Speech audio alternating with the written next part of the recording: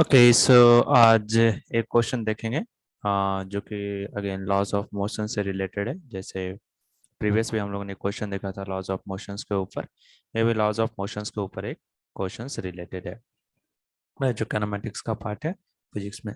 इस क्वेश्चंस में क्या है, तीन ब्लॉक है। फटाफट इस क्वेश्चन पे ही चलते हैं। तो तीन ब्लॉक है यहाँ पे जिसके मासेस यहाँ पे दिए हुए 6 kg, 8 kg और 10 kg का यहाँ पे डायग्राम में इंडिकेटेड है।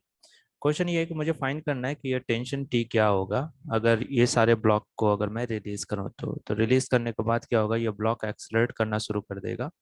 और जहाँ पे ब्लॉक भी जो है फ्रिक्शनलेस सरफेस पे रखा हुआ है, यहाँ पे कोई भी फ्रिक्शन नहीं लग रहा है। सो फाइंड करते टी की वैल्यू कि टी की वैल्यू कितनी आएगी, राइट। सो जैसे ही इस ब्लॉक को रिलीज किया जाएगा, ये सी ब्लॉक यहाँ पे काफ़ी हैवी है, जिसके कारण कंपेयर टू ब्लॉक ए, सो ये सी ब्लॉक जो है नीचे की ओर एक्सलरेट होना शुरू हो जाएगा और ये ब्लॉक जो है ऊपर की ओर एक्सलरेट होना शुरू हो जाएगा और बी ब्लॉक इस तरफ एक्सलरेट होना शुरू हो जाएगा। That is the case. So यहाँ पे मुझे टेंशन का वैल्यू फाइंड करना है। सो पहले टेंशन को फाइंड करने के लिए हम लोग फ्री बॉडी डायग्राम और न्यूटन्स लॉ के कॉन्सेप्ट का यूज करेंगे। सो एक एक करके फ्री बॉडी डायग्राम बनाते हैं हर एक ब्लॉक के लिए और फिर फाइंड करते हैं कि आखिर इसकी वैल्यू, टेंशन की वैल्यू कितनी आएगी।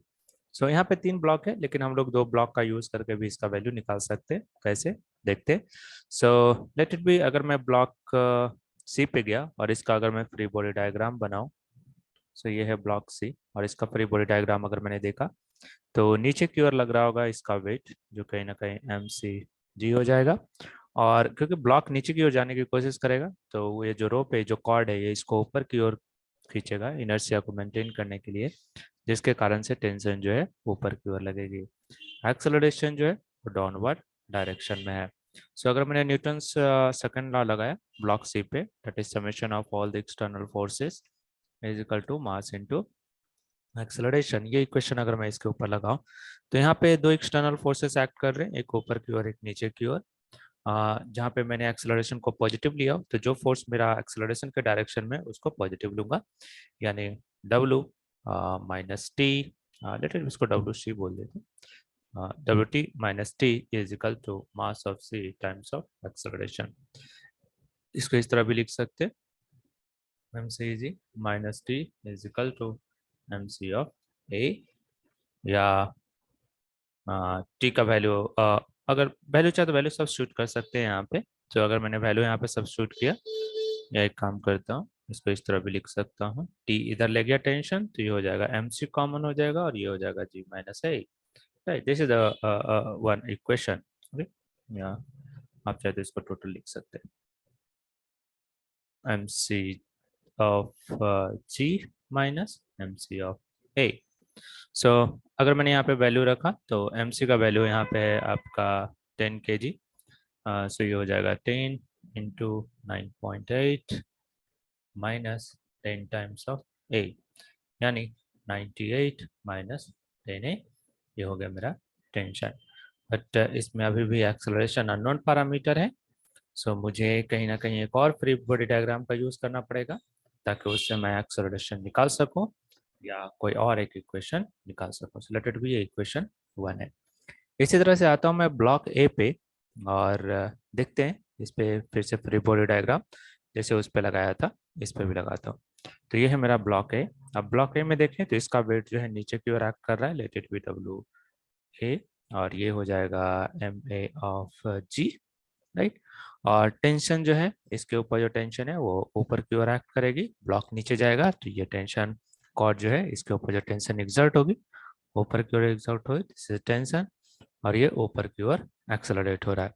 अब यहाँ एक चीज ध्यान में रखना, ये जो मेरा कॉर्ड है वो मासलेस है, साथ में इंटेंजिबल है, जिसके कारण से जितना टेंशन आपका यहाँ पे होगा उतना ही टेंशन आपका यहाँ पे कॉर्ड के किसी भी पॉइंट पे जाऊं तो टेंशन मेरा सेम होगा। ओके, यहाँ पे भी टेंशन सेम होगी, यहाँ पे टेंशन सेम होगी। इंटेंजिबल है, लेंथ उसका इंक्रीज नहीं हो रहा है, जैसा लेंथ पहले था स्ट्रेच के कारण कोई भी उसके लेंथ पे चेंजिंग नहीं हो रहा है, तो जिसके कारण से टेंशन जो है वो आपका सेम रहेगा।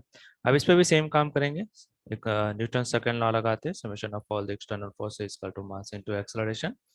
यहाँ पे अगेन दो फोर्सेस एक्ट करें, एक ऊपर की ओर एक नीचे की ओर, लेकिन एक्सेलरेशन को पॉजिटिव लिया तो जो एक्सेलरेशन की डायरेक्शन में टेंशन है उसको पॉजिटिव लूंगा, तो हो जाएगा T minus M A of G is equal to M A of A. Same process यहाँ भी करेंगे, तो यहाँ पे अगर मैं देखूँ तो आ जाएगा T is equal to M A of A plus M A of G, जहाँ पे मास ऑफ ए जो है वो है आपका 6 kg, तो ये हो जाएगा 6 times of A plus 6 into 9.8, right, this is the case.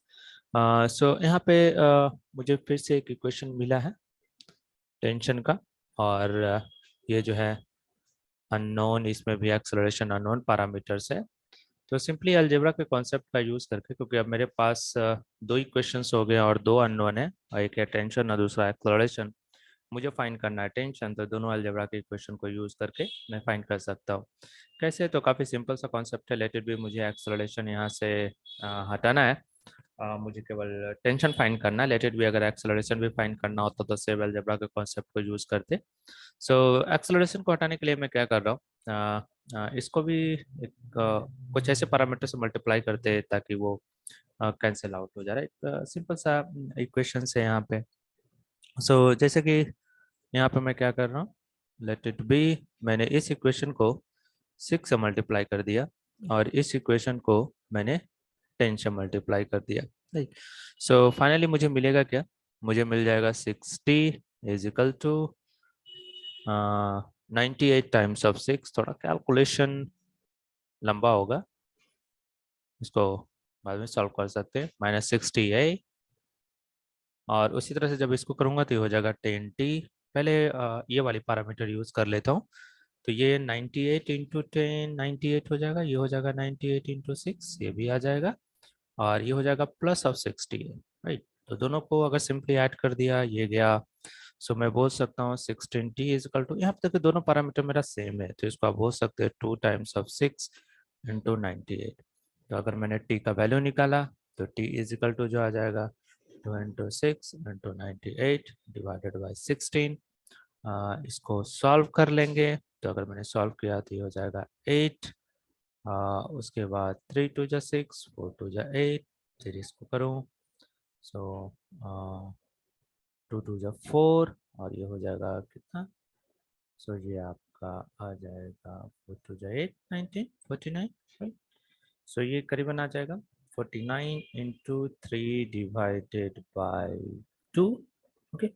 अगर मैं अप्रॉक्सीमेशन इसका निकालूं, लेट इट बी, तो अगर मैं कंसिडर कर रहा हूँ कि ये 49 नहीं बल्कि 50 है, तो ये 25 होता और 25 3 जा 75 होता, लेकिन यहाँ पे मेरा वैल्यू 49 है, राइट। तो टेंशन की वैल्यू करीबन आसपास आ जाएगी आपकी।